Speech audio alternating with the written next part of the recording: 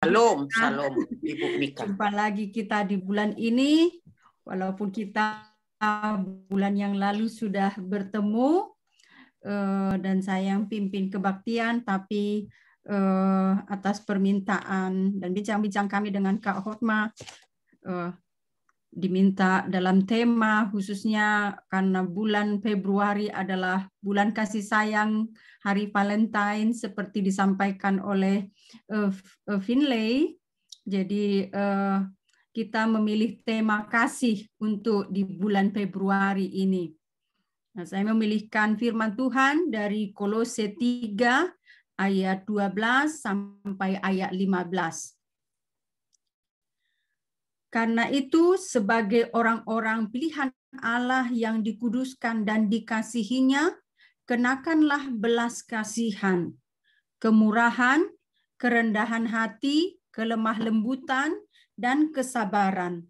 Sabarlah kamu seorang terhadap yang lain, dan ampunilah seorang akan yang lain, apabila yang seorang menaruh dendam terhadap yang lain.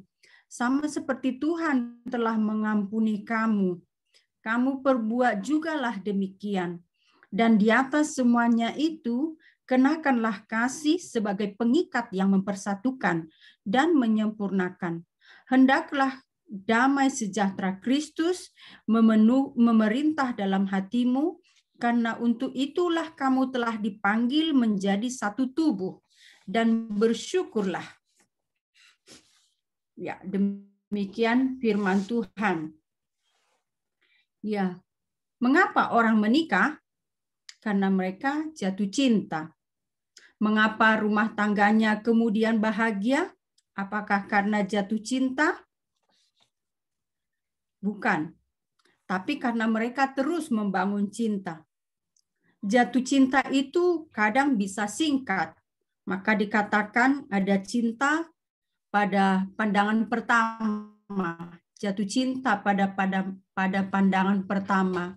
Tetapi kita juga mendengar ataupun juga mengalami bahwa ada juga orang yang tadinya tidak jatuh cinta, tapi akhirnya menikah. Ya, karena dijodohkan, ya ada berbagai macam cara Tuhan ya untuk mempersatukan, mempertemukan pasangan suami istri. Banyak cara.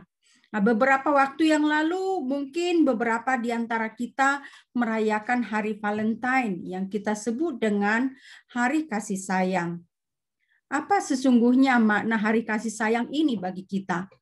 Apakah kasih sayang hanya ditunjukkan pada hari Valentine saja? Nah, ini patut juga kita renungkan. Memasuki pernikahan merupakan idaman bagi hampir semua manusia. Setiap orang berusaha mencari pasangannya masing-masing, membina hubungan dan saling mengenal satu dengan yang lain. Hingga pada akhirnya masuk ke jenjang pernikahan. Dan apa yang ada dalam bayangan calon pengantin umumnya adalah semua yang indah-indah. Ya, saya sebelum menikah saya selalu membayangkan yang indah-indah. Tentu kalau saya menikah saya akan ya bahagia saja, itu yang saya pikirkan dulu. Setelah menikah akan tinggal bersama dan merajut hari-hari bersama dengan pujaan hati, membina suatu pernikahan yang indah dan harmonis. Itulah impian bagi setiap pasangan yang akan memasuki jenjang pernikahan. Dan biasanya ketika masih berpacaran kita terbatas untuk mengenal pasangan kita secara keseluruhan karena kita masih tinggal di rumah yang berbeda. Dan kita sebagai pacar umumnya menunjukkan yang baik-baik saja pada pacar kita. Tetapi setelah menikah, tinggal serumah, bahkan sekamar, dalam interaksi yang begitu intensif, semua kelihatan, kelebihan, kekurangan sangatlah jelas terlihat. Ketika pernikahan telah disahkan dan sepasang suami istri mulai menjalani pernikahan mereka, dari situ timbullah hal-hal yang sebelumnya tidak pernah terpikirkan. Masalah demi masalah kadangkala timbul dalam pernikahan itu, mulai dari masalah yang kecil hingga masalah yang besar.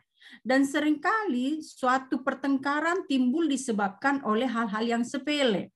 Seperti misalnya menaruh barang tidak sesuai dengan keinginan sang suami atau istri, atau cara tidur yang mengganggu, selera makan dan selera nonton. Misalnya suami sukanya nonton pertandingan bola, istri sukanya nonton telenovela. Nah, waktu pengantin baru, waktu baru-baru menikah, TV-nya cuma satu, ya. Jadi selera siapa nih yang diutamakan? Yang telenovela atau pertandingan bola? Nah, dari situ pun bisa muncul kalau misalnya acaranya di jam yang sama dan masing-masing ingin menonton acaranya, bisa timbul masalah. Nah, belum lagi masalah yang lain, misalnya suami pengennya makan rendang, nah istri pengennya makan tahu goreng, sambal kacang atau saksang, dan masih banyak lagi kebiasaan-kebiasaan masing-masing yang kadang-kadang bisa memicu pertengkaran. Keramahan dan kemesraan pun bisa berkurang. Tahun-tahun pertama, 5 tahun pertama, atau bahkan 10 tahun pertama dari suatu pernikahan bukanlah masa-masa yang mudah. Saya pikir Bapak Ibu sudah lebih banyak pengalaman. Saya masih umur 43 tahun ya. 43 tahun sekarang, usia pernikahan saya masih usia 13 tahun. Tentu pengalaman Bapak Ibu lebih banyak dari saya. Artinya lebih banyak nanti bisa membagikan kepada kita.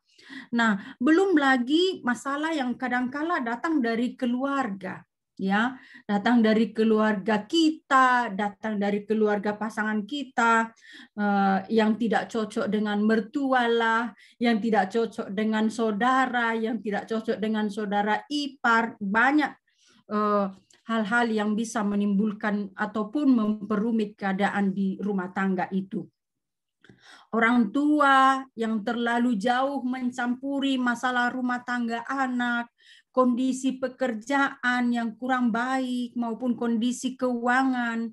Jadi bisa juga ya masalah itu dalam rumah tangga itu ditimbulkan oleh karena masalah ekonomi. Bisa juga masalah dalam rumah tangga itu soal perbedaan cara pandang, bagaimana cara mendidik anak. Jadi tidak selalu sama, misalnya yang dipandang oleh suami maunya begini sama anaknya, lah istri bilang ya begini yang terbaik sama anaknya. Nah, dalam hal ini pun bisa menimbulkan ataupun menjadi pemicu persoalan.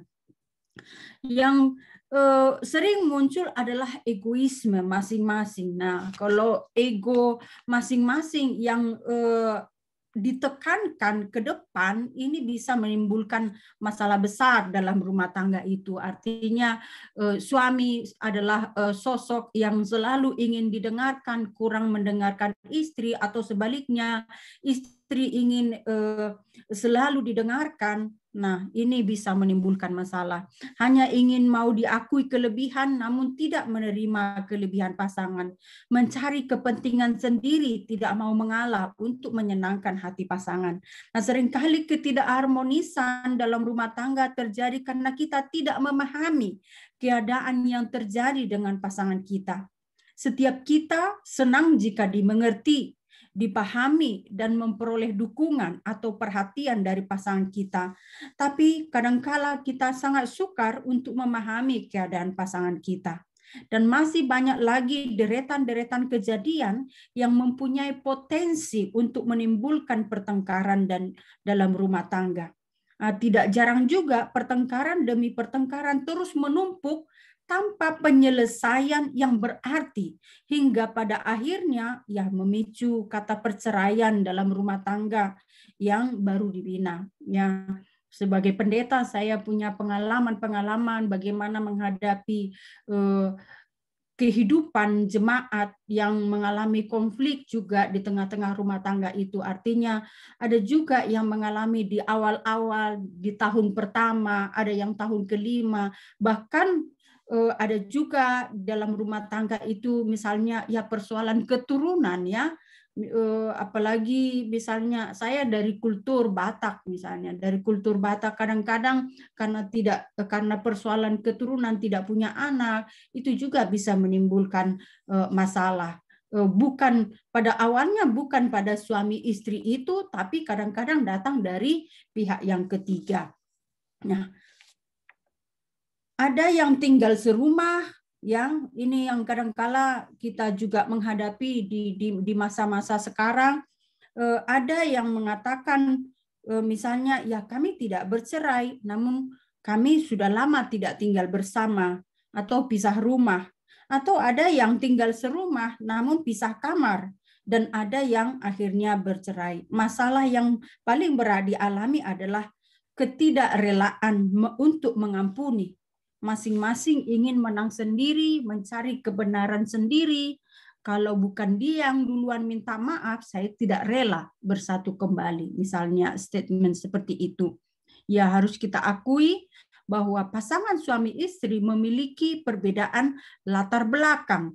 Bukan suatu hal yang mudah untuk menyatukan dua latar belakang yang berbeda dalam satu rumah tangga. Sekian puluh tahun, mungkin 20, 30 atau 40 tahun, seseorang telah ya hidup dalam suatu kebiasaan. Kemudian harus hidup menyatu dengan pribadi yang lain yang juga mempunyai kebiasaannya sendiri selama puluhan tahun juga. Karakter yang keras akan lebih sulit untuk beradaptasi dengan kebiasaan pasangan yang berbeda.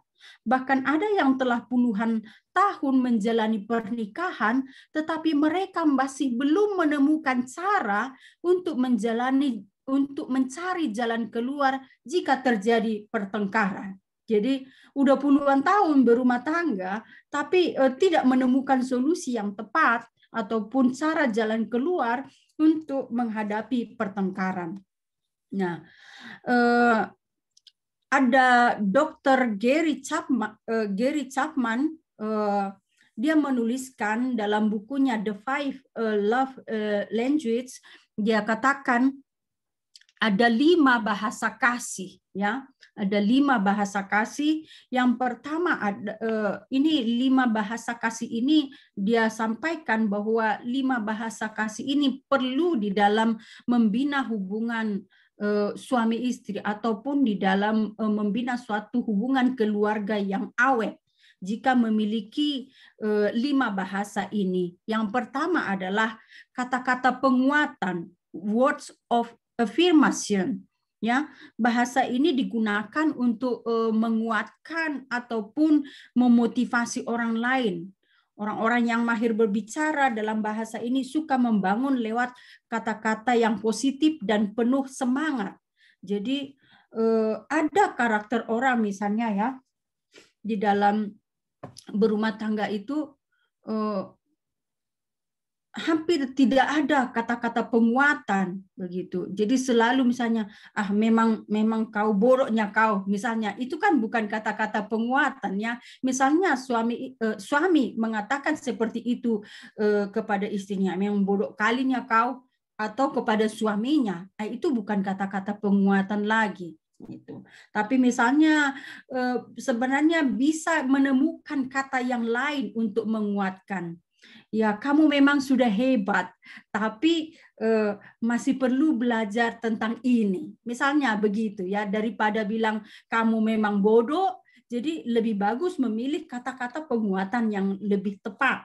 Misalnya, ya kamu istriku memang sudah hebat dalam memasak, tapi mungkin ini bukan bagianmu, misalnya dalam hal apa IT, teknik komputer. Saya nggak hebat sekali misalnya dalam IT ini ya, kalau bukan karena dibantu oleh suami saya, ya mungkin saya hebat di dapur, tapi suami saya di bidang IT misalnya. Nah di sini kita saling melengkapi. Nah itu salah satu contoh. Jadi ya bidangmu di sini misalnya kalau dikatakan, jangan langsung dikatakan kau buruk kalinya, kau memang nggak taunya kau apa-apa.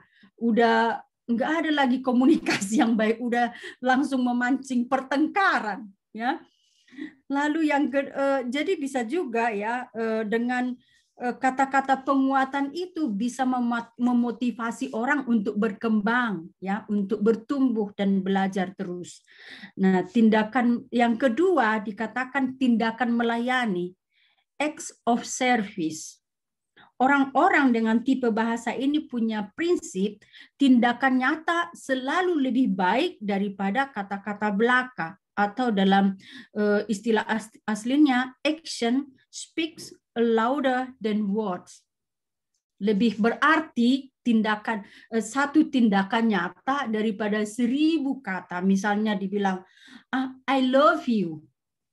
Atau, do you love me? Ya, I love you. Tapi mana buktinya? Kalau pasangan kita itu mencintai kita, ya cinta kan butuh pembuktian. Misalnya, pernah nggak sih suami istrinya capek membuatkan kopi, atau istrinya sedang sibuk, suaminya yang membantu memasakkan, atau sebaliknya begitu. Jadi tanpa harus misalnya diminta, tapi ada kerelaan, tindakan untuk melayani. Ya, aku bikinlah dulu senang suamiku, aku bikinlah dulu senang istriku. Jadi hal-hal seperti itu, tindakan yang melayani, itu lebih berarti, dikatakan sangat berguna di dalam membangun suatu hubungan di dalam rumah tangga itu. Lalu yang ketiga, pemberian hadiah. Nah, ini pemberian hadiah ini, apakah hadiah itu harus yang mahal? Ini sebenarnya bukan soal nilai barangnya, tapi ada niat untuk menyenangkan pasangan kita. Misalnya ada satu kultur yang menarik yang saya sukai di Jerman ini, ya, tentang memberikan bunga, gitu, yang hampir jarang saya jumpai misalnya di keluarga orang Batak di Indonesia. Jarangnya suaminya ngasih bunga ke istrinya. Tapi kalau di sini misalnya di Jerman itu bisa kita katakan sesuatu yang üblich, sudah biasa, ya, sudah umum gitu. Jadi pasangan memberikan bunga, ataupun orang lain, misalnya tetangga kita atau sahabat kita, ada yang ulang tahun dibawakan bunga, kayaknya kita sudah sukacita banget, ya, dikasih bunga gitu, luar biasa. Jadi pemberian itu nggak harus besar, nggak harus misalnya puluhan juta baru dikatakan cinta gitu, tapi ada niat untuk memberi. Jadi itu salah satu nilai yang patut kita pelihara juga di dalam hubungan rumah tangga, bukan hanya di dalam hubungan rumah tangga, saya kira di dalam hubungan persahabatan. Dan itulah yang kita sebut juga di dalam masyarakat solidaritas, ya, solidaritas, ya, memberi sesuatu sebagai wujud daripada cinta kasih kita. Lalu yang keempat adalah waktu yang berkualitas, quality time. Nah, apa yang dimaksud dengan quality time ini? Bagi orang-orang dengan tipe bahasa ini, hal paling penting yang dapat mereka berikan adalah perhatian penuh. Jadi bukan banyaknya waktu yang kita habiskan bersama. Jadi ini misalnya dalam masa-masa situasi corona ini bisa walaupun kita sama-sama tinggal di rumah aja dalam situasi lockdown, tapi kita nggak memiliki quality time. Misalnya, ya karena masing-masing sibuk dengan kesibukannya gitu. Apalagi di zaman sekarang, ya, orang ada yang sibuk dengan game gitu. Saya pernah mendengar curhat dari seorang istri misalnya di sosial media yang tidak bisa menikmati bagaimana kehadiran suaminya walaupun sebenarnya suaminya di rumah begitu. Karena suaminya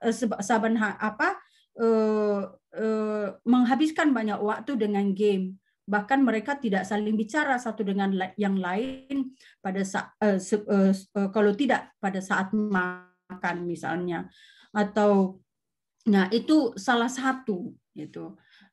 Bagaimana membangun membangun hubungan dengan quality time, menghabiskan waktu yang berkualitas. Jadi bukan banyaknya waktu yang kita habiskan bersama, tetapi adalah kualitas waktu yang kita habiskan bersama. Gitu. Apakah di masa-masa corona ini kita merasakan kita memiliki quality time dengan pasangan kita ketika kita misalnya sama-sama di rumah, atau akhirnya masing-masing menghabiskan waktunya dengan dirinya sendiri atau kesenangan dirinya sendiri.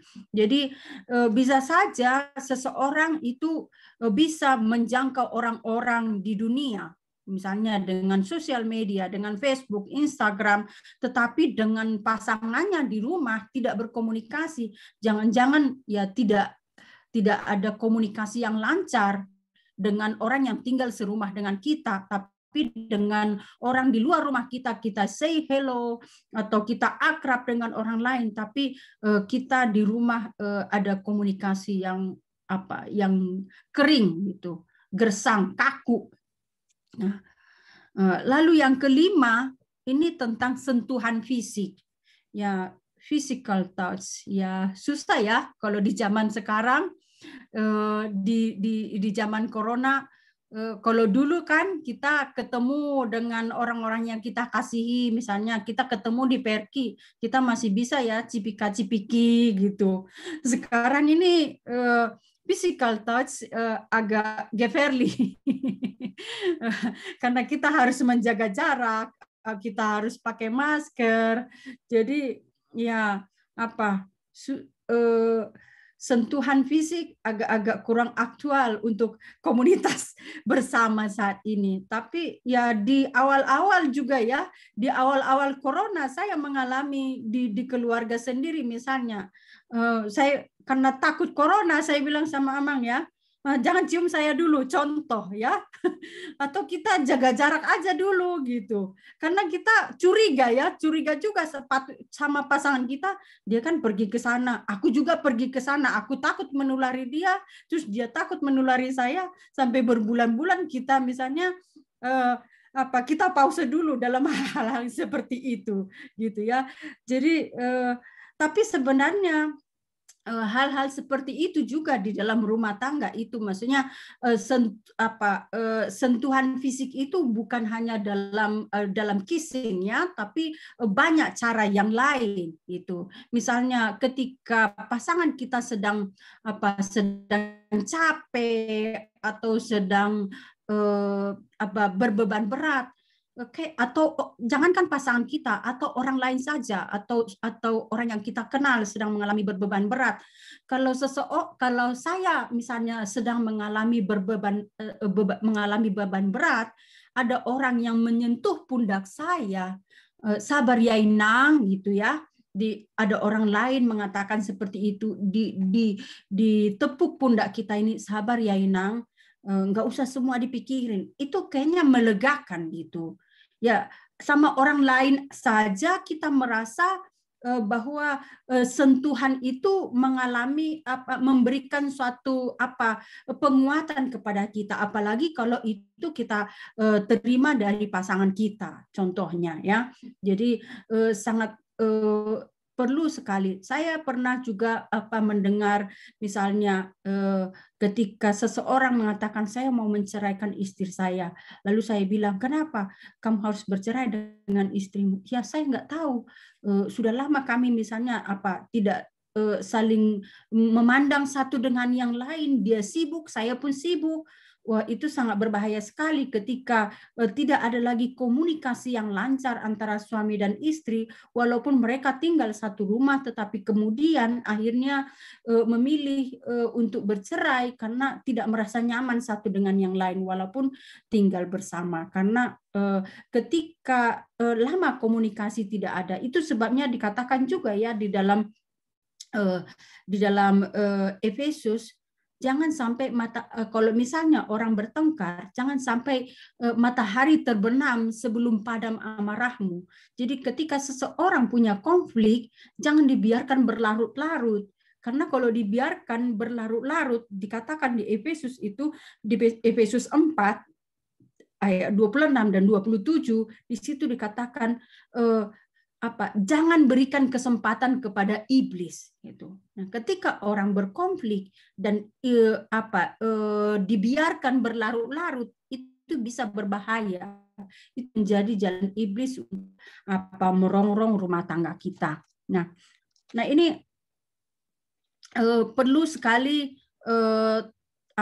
kita terapkan di dalam rumah tangga 5 bahasa kasih ini untuk supaya rumah tangga kita itu juga bisa awet menurut si ini Dr. Kaplan ini ya.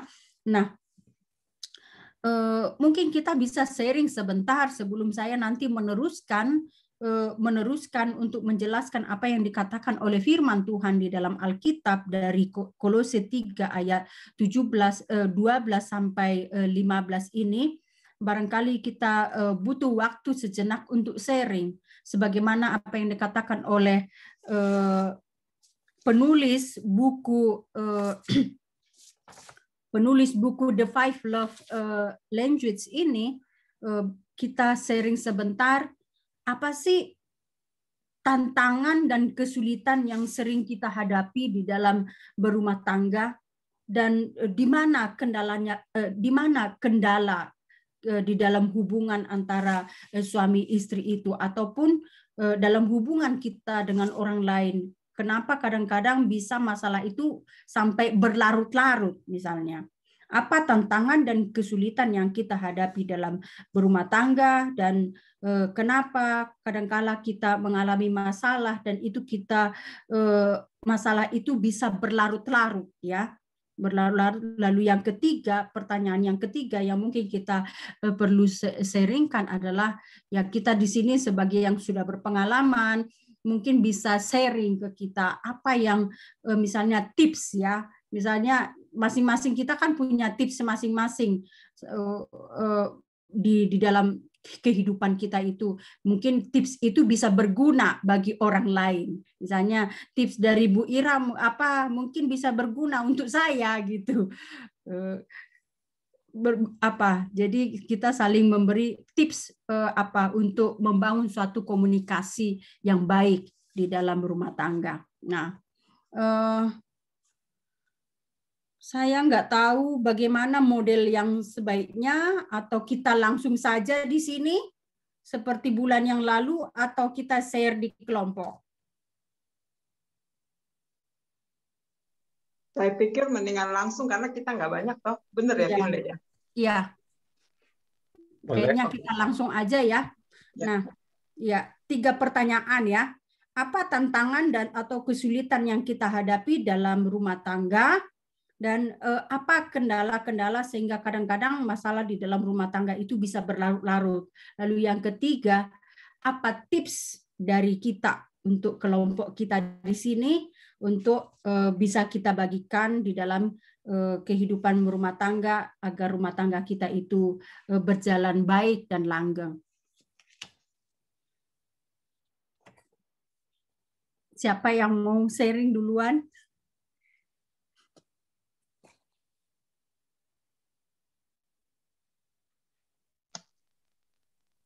Bagaimana kalau Pak Manurung?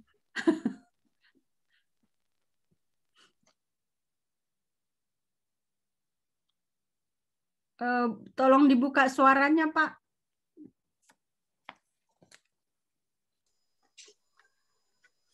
Ya, memang itu problem, ada yang sudah lama dan ada yang tiba-tiba datang. Ya. Ya. Jadi di dalam hal yang tiba-tiba datang itu, kita mempunyai satu prinsip ya, dalam kehidupan kita, lebih baik berdiam dulu, baru kita ngomong. Ataunya orang Batak bilang telan dulu lidah, air, apa namanya itu? Joloni dilak bibir rasa nidok hata. Iya, betul. Dijilat dulu dilahnya baru ngomong gitu. Ya, jadi sehingga tidak akan pecah nanti. Ya, kita begitulah kehidupan kita kadang-kadang ya. Karena sudah biasa kita tukang, kalau seperti dari orang Batak banyak mau cepat-cepat emosi, ya kan? Lain dengan orang Jawa atau orang Sunda. Tapi ya begitulah sifat-sifat supaya kita mengetahui bagaimana supaya jangan sempat yang tidak perlu hancur itu hancur. Jadi kalau kita sudah ada dalam kehidupan kita suatu, kita bilanglah suatu kita tunggu dulu, satu tekad ya sebelum hancur. Makanya saya bilang mengadakan sesuatu itu adakan pikir dulu lah baru kita ngomong. Ya, itu yang saya bilang, hati-hati kita supaya jangan sempat merusak hati pasangan atau kenalan atau siapapun yang komunitas kita. Itulah yang sering saya pakai dalam kehidupan. Ya. Terima kasih Pak Manuru.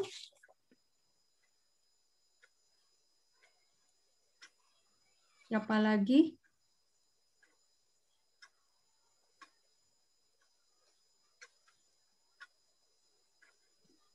Aku boleh.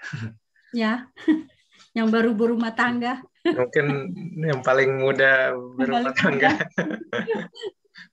Ya, apa ya? Kalau ditanya apa masalahnya, mungkin tadi ada yang 5 itu kan 5 bahasa kasihnya.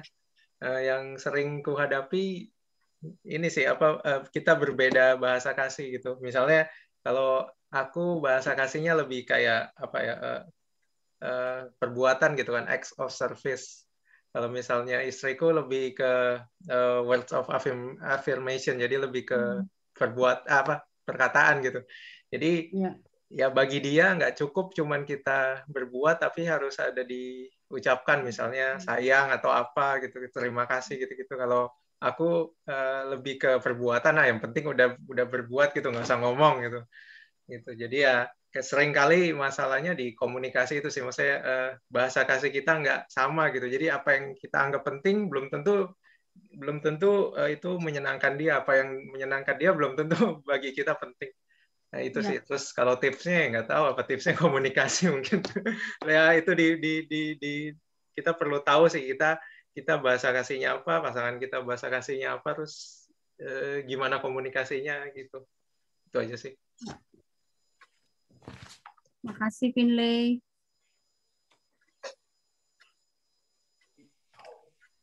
Mungkin saya Boleh. bisa ikutan ya. Oh, Kak Ira dulu deh. iya Kak Ira. Ya, boleh saya katakan ya.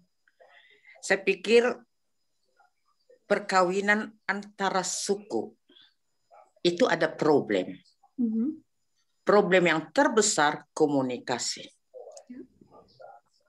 Saya kalau melihat saudara saya di Indonesia, yang satu suku, enak sekali.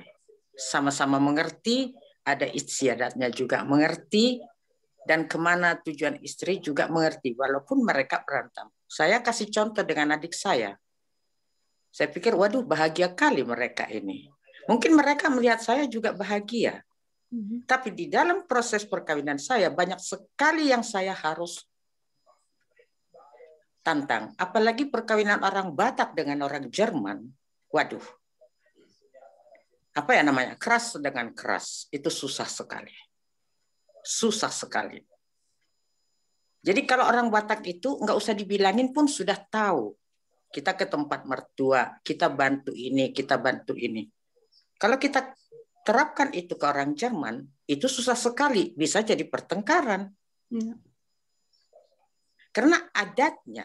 Jadi saya pikir yang paling susah di dalam perkawinan komunikasi. Dia tidak mengerti kita. Di dalam orang Indonesia juga komunikasinya juga lain. Antara misalnya seperti adik saya atau kakak saya misalnya. Yang keluarganya begini dengan keluarganya yang suami begini, itu juga lain. Tapi tidak sebesar saya pikir perkawinan antara orang yang berlainan suku. Karena adat istiadatnya sudah lain. Kita terapkan kepada mereka, mereka tidak ngerti. Kita juga mau diterapkan, kita juga tidak mengerti. Untuk membawa mereka kepada ke masalah kita itu susah sekali mengambil banyak komplikasi. Benar-benar. Kalau misalnya dulu saya bilang sama suami saya, kita mesti bantu dulu adik kita yang begini. Kalau di adat Batak biasa. Dulu saya tantangannya begitu, saya kawin dengan kamu atau saya kawin dengan keluargamu. Nah, misalnya, jadi kalau kita tidak sabar mengatakan itu begini-begini, kita sudah naik darah tinggi. Ya. Naik darah tinggi. Atau mertua, menghormati orang tua. Padahal di orang asing, menghormati orang tua, tapi tidak seperti orang Indonesia. Tradisi kita itu berbeda sekali. Nah, dan cara kita ngomong itu, orang Jerman selalu mengatakan begini. Kalau orang Indonesia itu agak halus dan tidak terbuka. Kadang-kadang terbuka, kadang-kadang tidak terbuka. Nah, kalau mereka itu dulu langsung berbicara dengan kita pikir kok kasar banget ini orangnya. Nah, dia juga kadang-kadang kepada kita karena kita tidak tahu bagaimana menyenangkan dia, terus dia bilang gitu, nadamu itu sudah agak tinggi begitu. Jadi kita agak lama mengambil situasi. Dan kalau marah itu kadang-kadang kita memerlukan, seperti yang dibilang Ibu Mika tadi itu, kita memerlukan perhatian. Kadang-kadang kita ngomong, ya, katanya ya. Padahal kalau suami kita orang Indonesia itu biasanya, kan dia katakannya, ya, kita bikin ini. Ini tidak. Jadi agak lama hubungannya. Misalnya, apalagi kalau sudah makin lama perkawinannya, waduh, sudahlah. Sudah campur baur, sudah gado-gado semuanya ya. Jadi kita sudah harus menelan semuanya itu. Kadang-kadang kalau kita bilang, ya gini. Kamu tadi nggak dengar ya, gini. Aku dengar. Ya, kalau kamu dengar itu, kamu nyimak. Kamu lihat aku, karena aku kan dengar juga. Aku nggak mesti nyimak. Jadi banyak kali kadang-kadang, seperti yang tadi itu, problem masalah yang kecil sekalipun bisa menjadi, apalagi kita dalam zaman sudah tua ini. Saya kadang-kadang sama suami saya juga stres banget ya.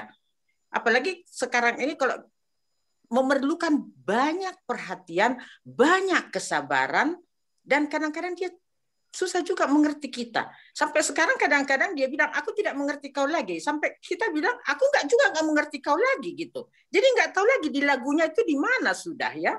Ya, yang satu cepat, yang satu lambat. Jadi saya pikir itu perlu kesabaran saja.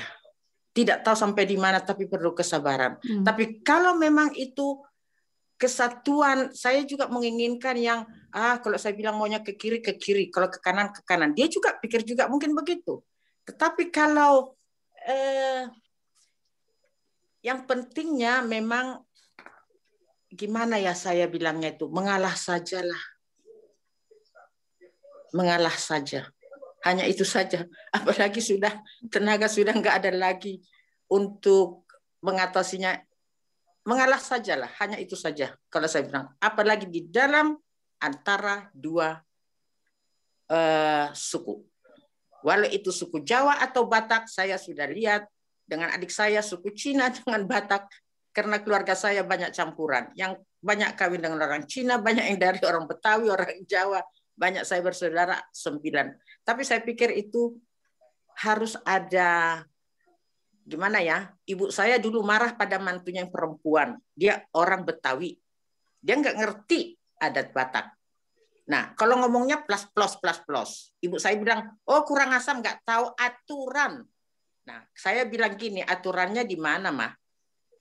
Dia orang Betawi, kita orang Batak. Dia kan nggak lahir orang Batak, dia tidak mengetahui. Mama juga nggak tahu adat dia bagaimana. Jadi itu selalu komunikasinya itu berbeda sekali. Berbeda sekali, jauh sekali berbeda. Saya pikir problem itu tetap ada. Hanya satu saja, saling mendengar, saling menyimak, dan jangan dibawakan terlalu lama. Hanya itu saja kalau saya bilang resepnya. Dulu ya kasih sayang itu ya kalau makan ya ayo sama. Sekarang kalau kita disuruh, kalau mau mandi ya dibikin kamar mandinya bener ya. Kalau kita mau jatuh, udah mau jatuh. Sekarang kalau kita mau jatuh dibilang, hast du nicht gesehen? Ya, jadi artinya kayak sudah kebiasaan gitu. Kalau kita mau makan juga kita bilang, yuk makan. Nanti 2-3 kali kita panggil belum juga makan. Kalau dulu, oh sudah selesai. Nah, sekarang 2-3 kali makan langsung kita jadinya marah. Makanan sudah dingin. Kalau nanti makanan sudah dingin, kenapa nggak dari tadi dipanggil? Nah, jadi kalau kita bilang, kalau kamu nggak datang 2 kali lagi saya panggil, ini makanan masuk ke tong sampah.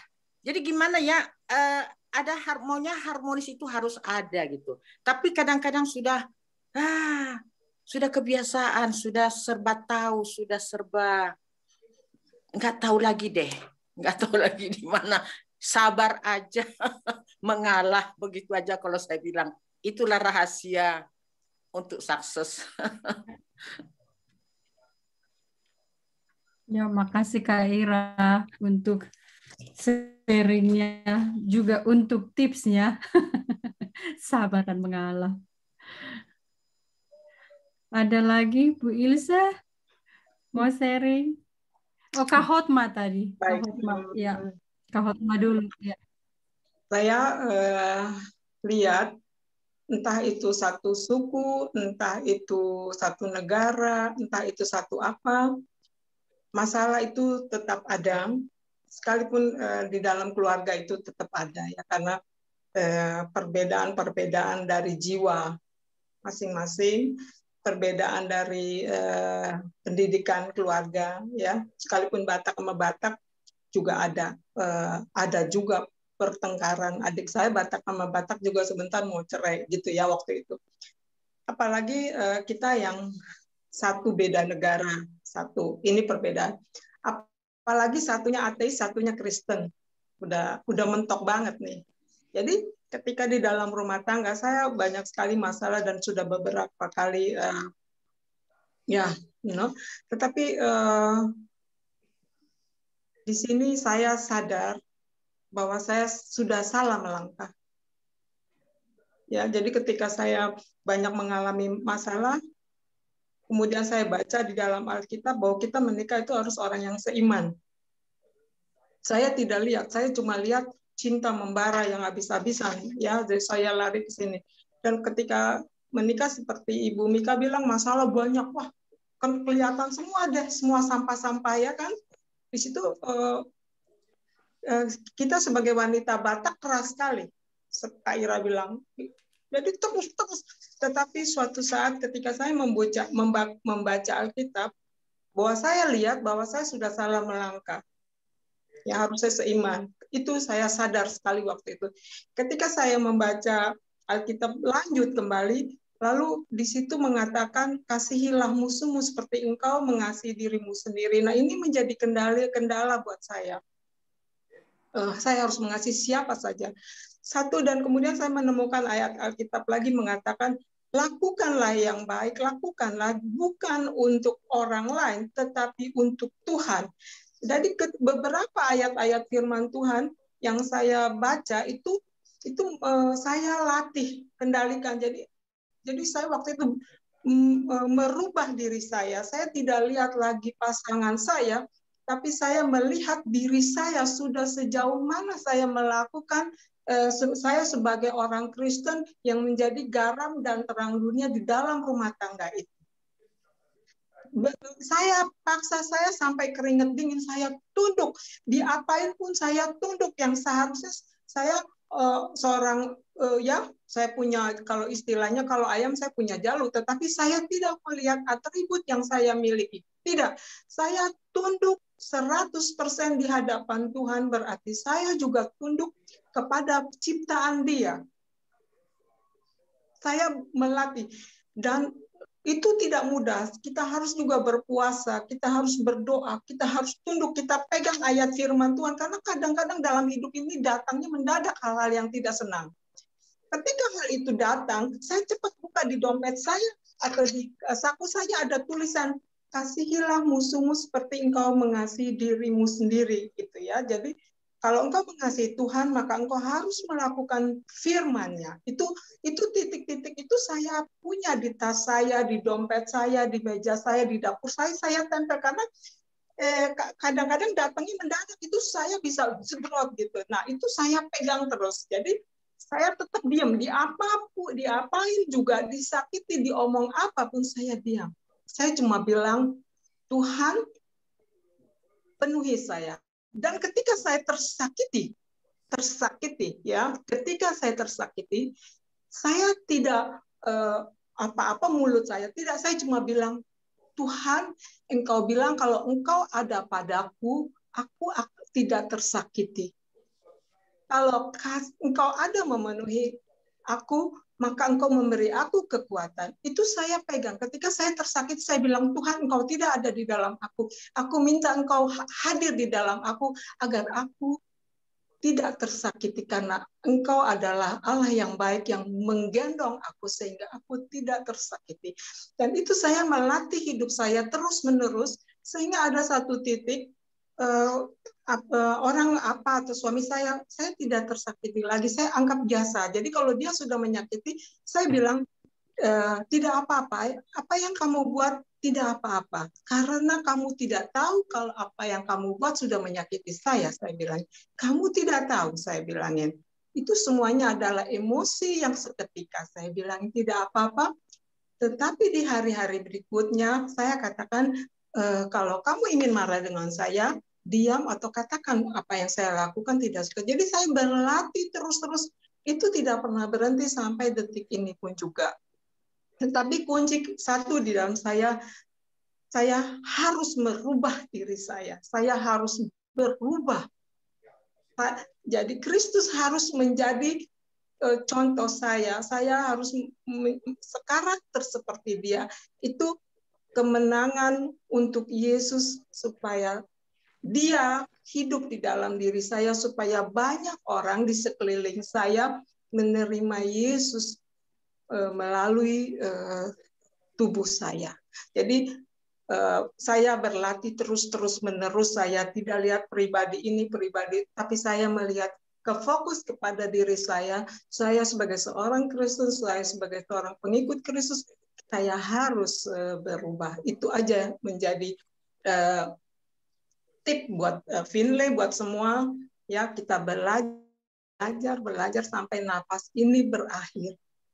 Terima kasih, mudah-mudahan menjadi berkat. Boleh saya tambahkan sedikit, Dehot? Ya.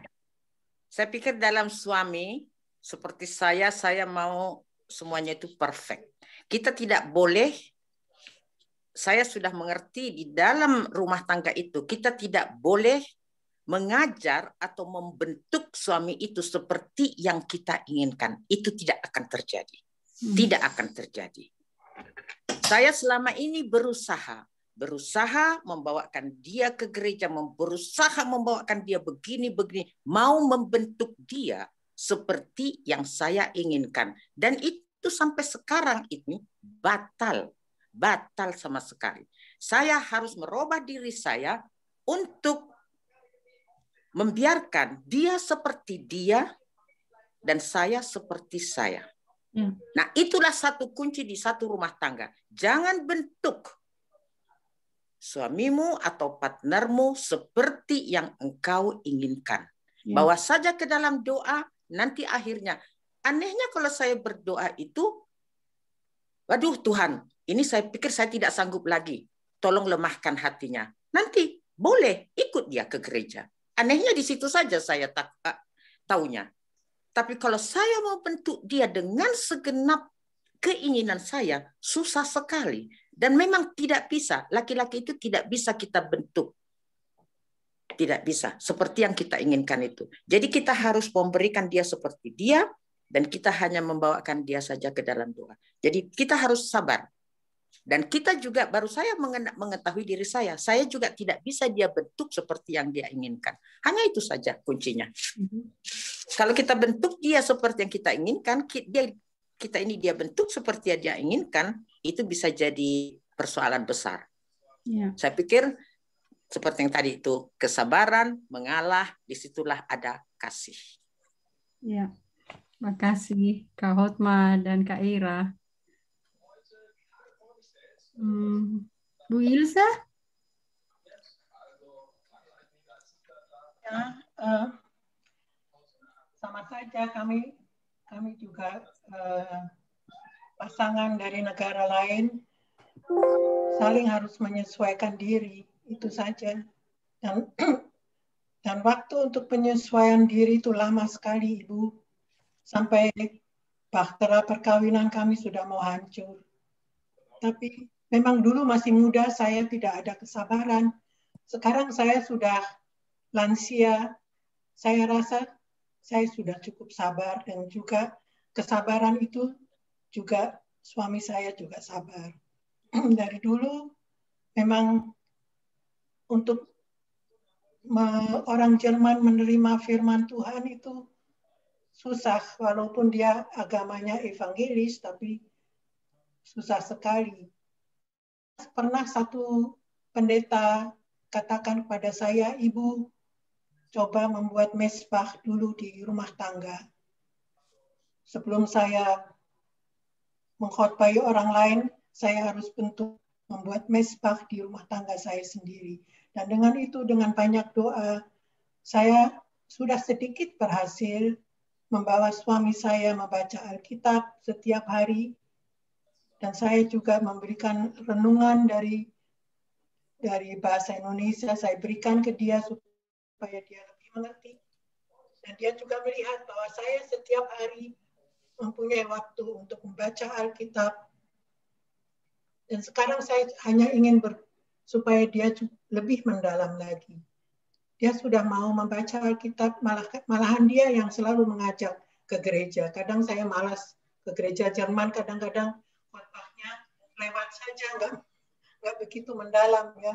Jadi saya ikut saja karena dia mau ke gereja, ya oke. Dan sekarang sudah seperti setiap hari kami berdoa bersama.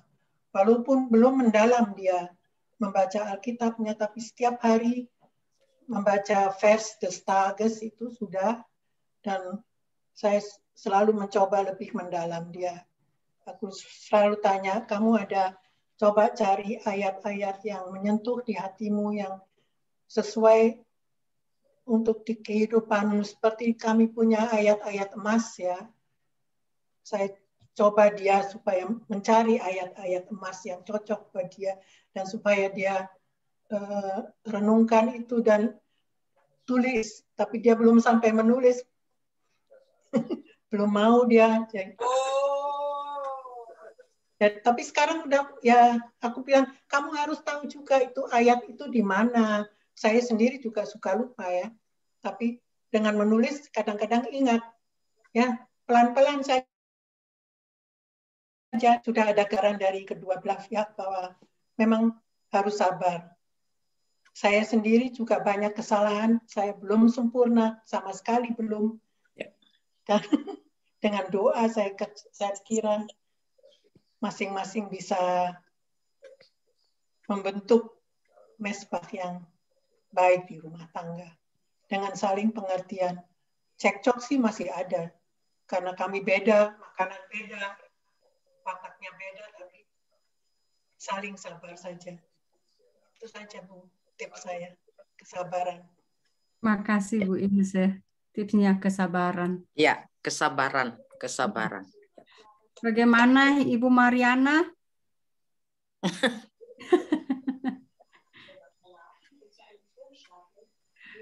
Aktifkan suaranya Bu Mariana.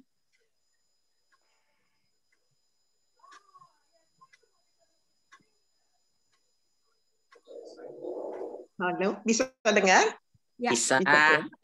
Ya, saya tadi juga mendengarkan dengan baik yang 5 tips itu, dan saya rasa itu tidak hanya cara baik untuk berkomunikasi dengan suami atau istri, dengan pasangan hidup, tetapi juga untuk berkomunikasi dengan sesama kita.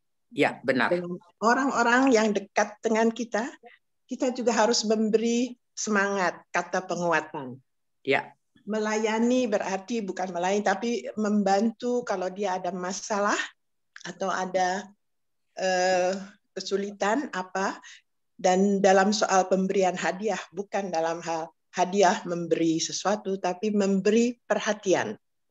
Kalau orang dalam kesusahan atau kalau ada masalah, kita beri dia perhatian, mungkin bisa memberi nasihat-nasihat atau bagaimana.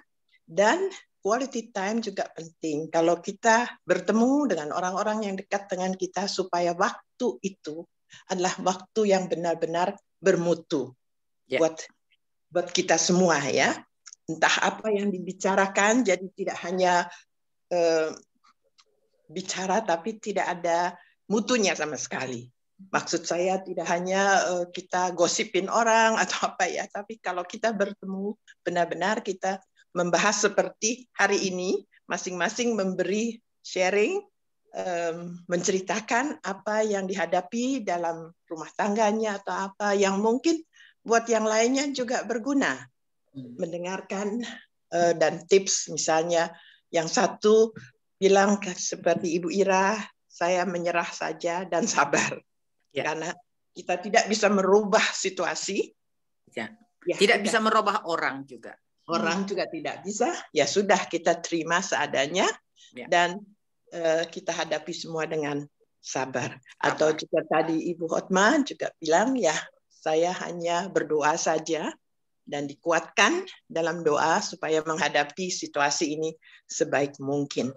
Saya rasa ini juga saya senang sekali mendengarnya, karena tidak hanya berguna untuk di dalam rumah tangga, tapi sikap-sikap kita terhadap orang lain, ya, sabar dan menerima, itu juga bisa bermanfaat untuk komunikasi kita dengan orang lain, entah orang yang dekat dengan kita atau orang-orang di sekeliling kita. Cuma itu saja. Terima kasih. Terima kasih Bu Mariana. Benar. Ya, ini berlaku untuk semua. Jadi, untuk semua. Keluarga adalah komunitas yang paling terkecil dari masyarakat, gereja, tetapi sebenarnya firman ini berlaku di mana saja. Ya, di komunitas di mana kita berada, di lingkungan pertemanan, di lingkungan kerja, ataupun di lingkungan komunitas, misalnya kita sebagai sesama perki. Ya. Benar. Ibu Maika, suaranya Ibu tolong diaktifkan.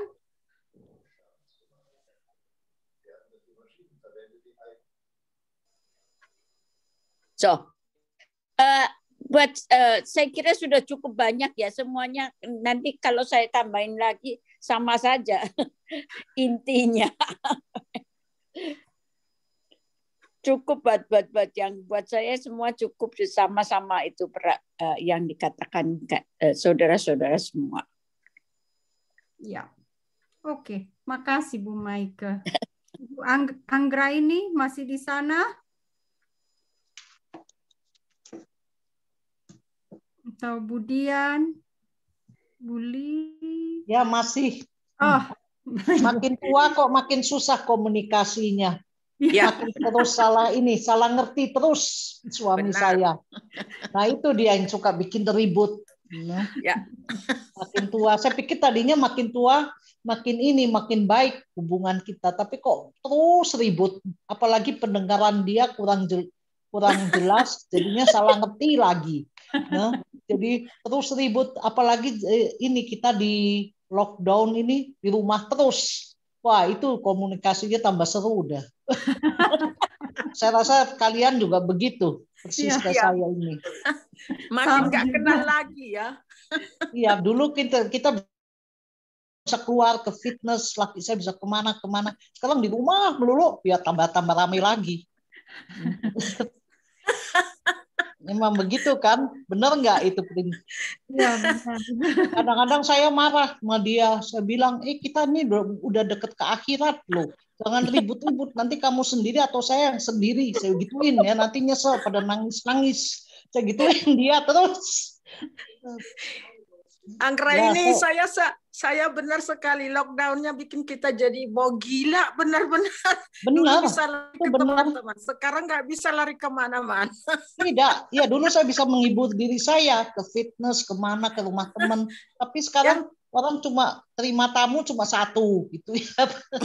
Nggak ada Bible breakfast, nggak ada apa-apa, nggak ada hiburan lagi.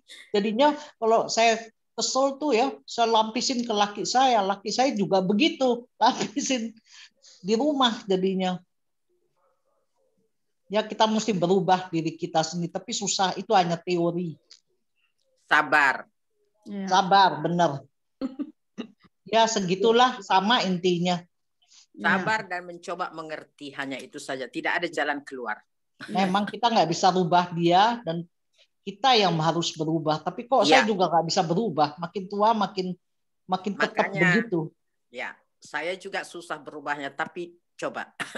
Saya juga kadang-kadang sudah mau lari dari kenyataan, tapi saya pikir, aduh, lari kemana kamu? Udah tua begini. Saya pun begitu.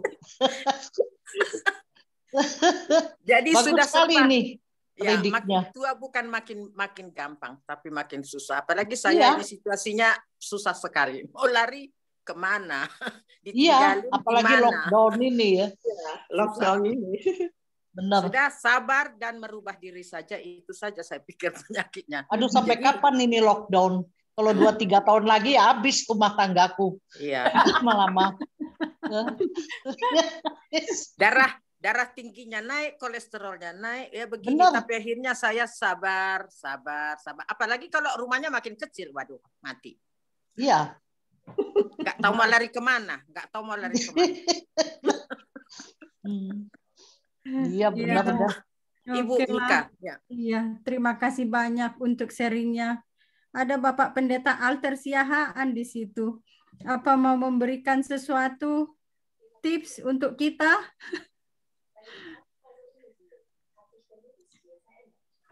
Itu Pendeta Alter Siahaan, dia lagi studi bahasa ya di Bochum.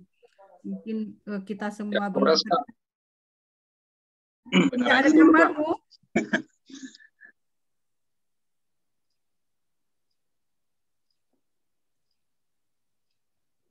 Halo, Alter. Ya, halo Kak, halo. Ya, silakan. Aku mendengar Kak, semua topik, semua sharing dari ibu-ibu tadi sangat menarik untuk kami keluarga-keluarga muda. Ya, oke. Terima kasih. Jadi, ya pengalaman-pengalaman kita, tips-tips itu sangat berarti.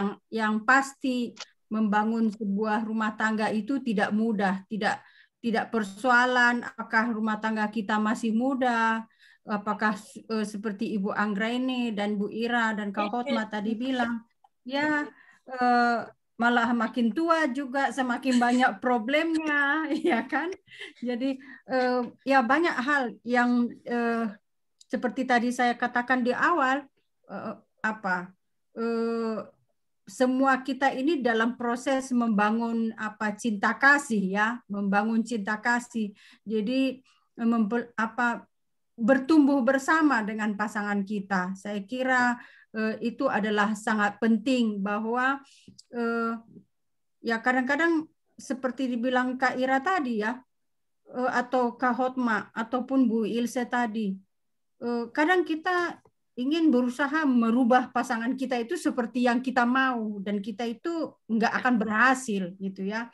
Jadi ketika kita mencoba untuk merubah pasangan kita seperti yang kita mau, itu akan membuat kita kecewa, itu akan membuat kita stres, itu akan menimbulkan masalah kepada kita, pada diri kita sendiri. Jadi intinya sebenarnya kita pun harus berubah itu. Jadi intinya kita pun harus berubah. Nah, itu juga menjadi inti dari firman Tuhan yang kita dengar hari ini. Sebagai orang-orang yang dikuduskan oleh Tuhan, kita menjadi manusia baru, ya. Jadi kita itu sering berpikir bahwa kebahagiaan kita itu adalah ketika kita mampu merubah orang lain. Padahal sebenarnya kita itu yang harus berubah.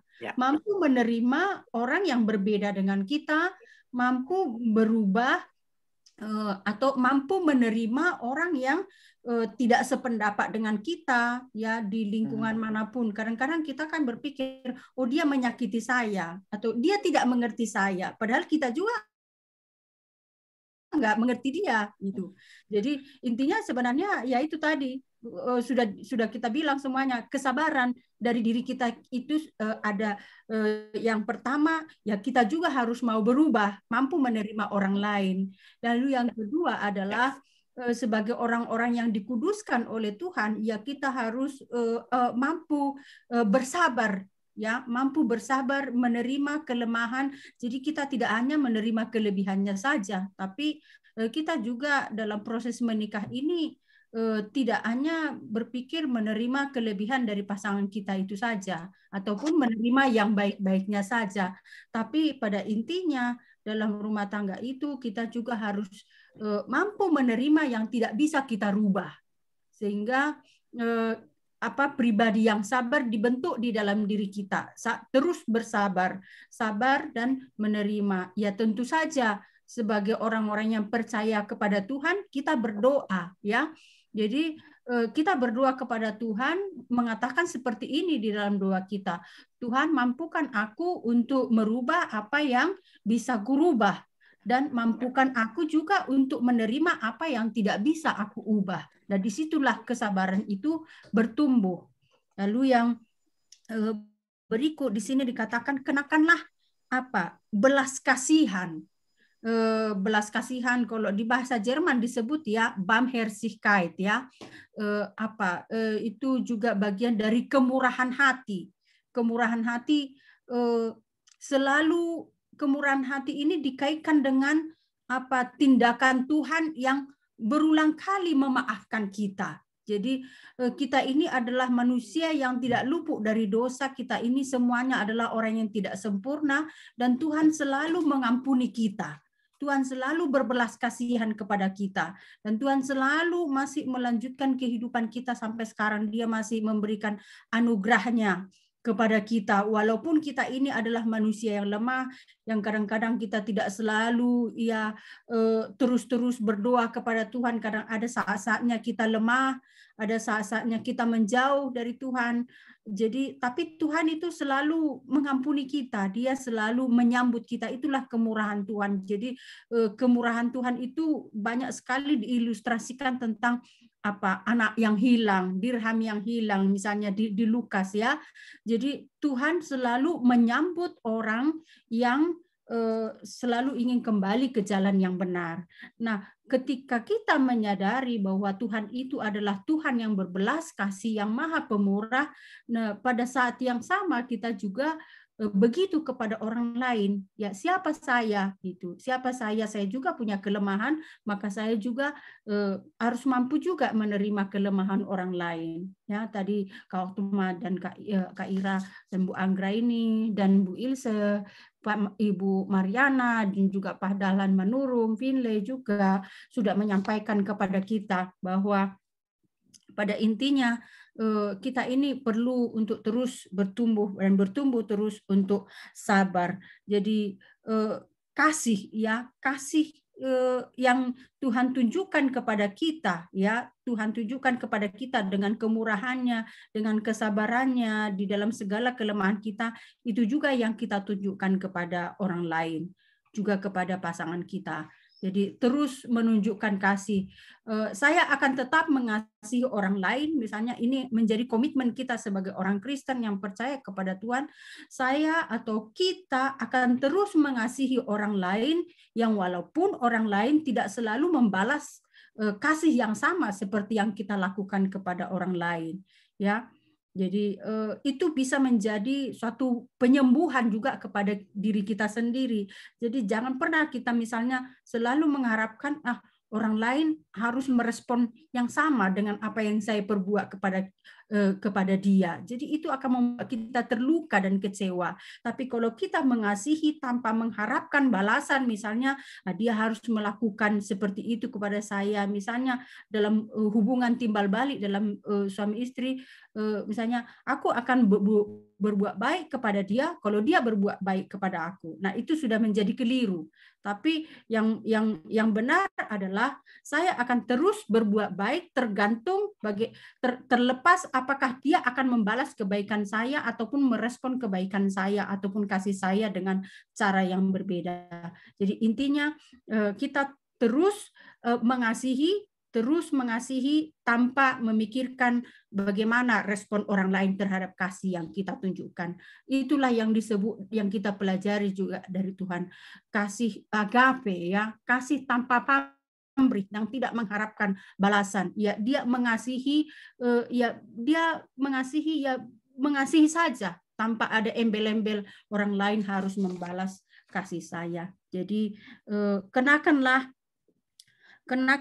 kasih sebagai pengikat yang mempersatukan dan menyempurnakan. Jadi inilah yang perlu kita pelihara terus di dalam keluarga kita itu, di dalam komunitas kita, dimanapun kita berada, kasih sebagai pengikat yang mempersatukan.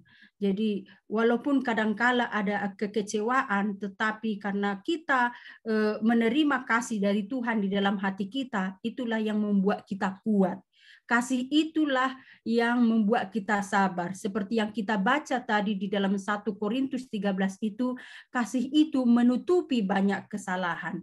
Kasih itu sabar, ya. Jadi itu sangat berguna sekali dan memperkuat kesabaran kita kalau kita terus bertumbuh di dalam kasih itu. Nah, kiranya kita semua dimampukan, artinya hal-hal yang tidak bisa kita rubah, biarlah kita doakan itu kepada Tuhan.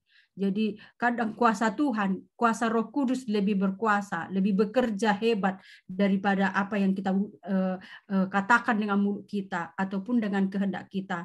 Misalnya, kau harus begini, kau harus begini. Lebih bagus kita berdoa kepada Tuhan. Tuhan, berikan aku kesabaran, Tuhan mampukan aku menerima yang tidak bisa kurubah, dan Tuhan berikan orang-orang yang ada di sekitar saya juga memiliki kasih yang sama, memiliki kasih kepada mereka. Jadi itulah yang kita doakan. Kiranya Tuhan senantiasa menyertai kita, terutama di masa-masa COVID ini, ketika kita berada dalam situasi lockdown, tidak menimbulkan konflik semakin tinggi di dalam rumah tangga, melainkan dengan kasih yang kita pelajari dari Tuhan Yesus membuat kita semakin bertumbuh dan mampu bertahan bahkan dalam situasi yang sulit. Amin. Mari kita berdoa. Bapa yang baik, terima kasih karena Tuhan telah mengajar kami bagaimana kami hidup di dalam kasih yang telah Tuhan tunjukkan kepada kami, agar kami memiliki kemurahan hati, kesabaran, kelembutan, dan juga mampu mengampuni, menerima kelemahan-kelemahan dari pasangan kami, orang-orang lain yang ada di sekitar kami, dan mampukan kami juga Tuhan untuk merubah diri kami, agar kami juga memiliki respek dan juga kasih terhadap orang lain, juga kepada keluarga kami, bahkan kepada pasangan kami sendiri. Terima kasih Tuhan, berkatilah persekutuan Perki yang sudah mendengarkan firman-Mu hari ini. Kiranya firman-Mu jatuh di tanah yang subur dan akan berguna di dalam kehidupan kami, bertumbuh dan menghasilkan buah pada waktunya. Amin.